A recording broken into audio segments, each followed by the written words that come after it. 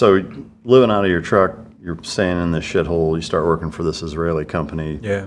Things start to turn around. You've known her, but you start getting serious. Then ultimately, you did some contracting overseas where you uncover a scandal in West Africa. Bro. And it almost got you killed. What the fuck? What happened with that? So her and I get a nice house really quickly. I have no idea how the fuck I'm gonna afford it. Because I'm still high-risk stock options trading. I made like 300 grand in 6 months. And then I fucking lost it all in 3 days. Wow. To lose $95,000 in a work day? Yeah.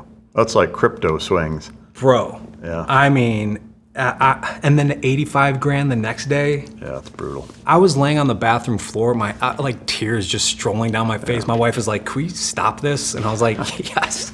Oh man. But I go hard, bro. You know, like I see the market crashing, and I'm like, "Fuck you! I'll let you take everything." But that's what you're not supposed to do, apparently. So this company wants to set up these programs overseas for the State Department. I don't think they really understand what that means. I do. I'm cool with it. So they sent me over to East Africa first. Over to Kenya, Nairobi, worked with the FBI Joint Task Force, did some awesome, cool work with them, like was able to uncover an al-Shabab meeting location based off of the SSID from the Wi-Fi routers and geo-track it. It was really cool. Found some Americans doing some shady stuff out there. Really cool. Then they sent me up to Mogadishu.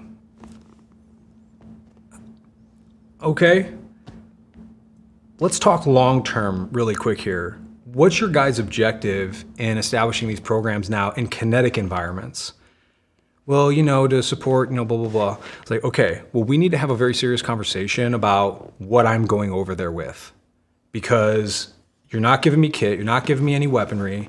And they're like, well, you're in a safe spot. And I'm looking at these dudes like, you've never even fucking been to a combat zone. Do not tell me about a fucking safe spot in Mogadishu. Like, that's not how that rolls, man. You know, it might be a secured-ish location, but you know, like, and sure enough, well, one, I ended up having to rescue this chick out there, which almost straight up killed me. There's these cliffs at the airport, these on the ocean. Massive wave came in. I mean, I thought she was dead. I thought it was gonna pull her over the 70-foot cliff of jagged rock. I felt guilty because we were there because of me. I go sprinting out across this coral reef. Dude, my feet are just tore up. I jump on top of her. The wave comes, hits us. I just had a son 2 weeks ago. And I remember thinking to myself, because I can't tell if we're about to get impaled on the coral, if we're getting pulled over to die. I grabbed whatever I could, the coral reef. It was digging into my arm. It literally impaled my fucking body, and I impaled her up against it. It stabbed into us deep. We had to go to the hospital, like, for real. Getting chunks of coral reef pulled out of us and shit from some random UN doctor. I don't recommend UN hospitals to anybody ever, but we got very lucky that Spanish dude was there. But that was like one reality check. A week later, the airport got fucking penetrated and basically overran by al-Shabab militants. And they made it to the camp that they had us staying at. And I told them, I was like, look, guys, you don't understand this operational environment that you're gonna start getting into. I do. I'm not fucking joking when I say, give me some kit and give me a fucking gun with some sort of authority. I'm not trying to go out on offensive operations. They were trying to send me into the city outside of the airport with the Janus South African dudes.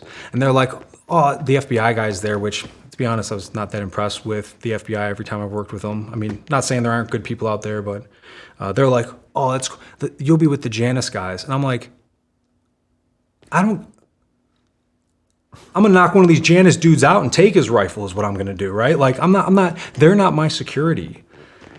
So 1 week later, after I left, they get overran. You know, they made it in the airport, killed some people. 2 weeks later, the guy who was the police officer who I was training decided to go out into town to go to the Somali investigating laboratory, whatever the fuck they call it. Boom, fucking ID cranks off. Crushes their fucking vehicle. This dude's like 70 some years old, man. He's got crazy 3rd degree burns all over his body, not to mention the concussion. This dude was like a diabetic, like always checking his blood to begin with whenever we were out at lunch and stuff like that. I hope he's doing good. To be honest, I would not be surprised if he died later on because of subsequent injuries and stuff like that, because their truck got freaking tanked, dude. The whole passenger side was gone. And so while that happens, they're asking me, hey, will you go up over to West Africa and do this thing in this country that I've never heard of before? And I'm a pretty geographically, intelligent person. Sao Tome and Principe. It's an island off the coast of West Africa, right by equilateral New Guinea and Nigeria, which those are actually the most pirated waters in the world. I did not know that. I thought it was the Horn of Africa, the Somali coast. But in terms of like actual pirates roaming around attacking people, it's why all the oil fields have never been drilled over there. It's because it's just people get smoked. So they send me over to this place. I got no idea what I'm doing, who I'm working with, what the deal is. I show up and I get picked up at this airport late at night. Random truck, no uniforms, no communication prior. These guys are just like, Joe, fuck it. Let's rock and roll, man. It's like a shady Uber in downtown, wherever the fuck, and you're like, dude, yeah, I guess this is the guy. Yeah, man. And then they start driving me into the jungle, because this is a very thick jungle island. And I'm already thinking of ways to kill everybody in the truck. Where I'm going to bail out to, I have no idea. Doing my research, there's a radio station, an American Christian radio station on the island. There's no consulate, no U.S. embassy, nothing. My thought was that perhaps that might not be a radio station. Maybe that's somewhere I can, if they don't shoot me upon entry, I can get help. So I'm already like trying to think about how I'm going to get there and all this stuff. Turns out I got lucky. The dudes were legit. They were good guys. And they're like, hey, we start work in 3 days. And I'm like, what? Like 3 days, man? Like, my kid was just born like 2 months ago. I've almost missed all of his life so far. I'm here to like do work, get you guys trained up and leave. Whatever is what it is.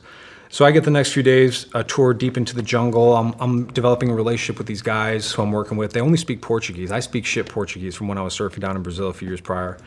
And just making the most of it, learning as much as I can. Then the day for work comes. They walk me up into this nice building, probably the nicest building, second nicest building on the whole island. And I walk in and there's this guy named Kelvin. And he goes, it's nice to meet you. My name is Kelvin. I'm the Attorney General. I'm like, of the district? He's like, no, of the country. This dude's the number 2 in charge of the entire fucking country. I had no idea I was coming in to support this guy directly. Not a big deal, right? Let's roll with this. That's cool. Like, that's something that kind of pumps me up a little bit. Working with his team directly. These guys don't even have like a good power grid, like power goes out 3 times a day. So then he's like, where's your materials? The company was supposed to ship the materials ahead of time, all the computers and phones that we do the testing on. None of that was there. And so I'm just kind of like, you can imagine I'm trying to play it cool to be like, yeah, I got my computer, we're good. Okay, awesome. Puts me in this back room that's like, man, 8 people are in there. Nobody speaks English. I don't speak Portuguese. I literally got Google Translate out, given this class on how to do data acquisition for mobile devices, but we got no mobile devices to actually test it out on. So I say, you know what? Fuck this, man. Do you guys have any phones like that you want to do this on? Like, let's do some real life rips. This ain't America, like what's the chain of custody really like? It's fucking Africa, dude. Sure enough, they're like, oh, we've got a bunch of phones. We just arrested this guy. We know he's a drug dealer. We've been trying to get him for a long time, blah, blah, blah, blah, blah. This dude, Moses. And I was like, bring his stuff up. They bring his stuff up. I plug into it, sitting there, processing the information. It's up on the little projector screen. Dude, it's like 3 days into it maybe.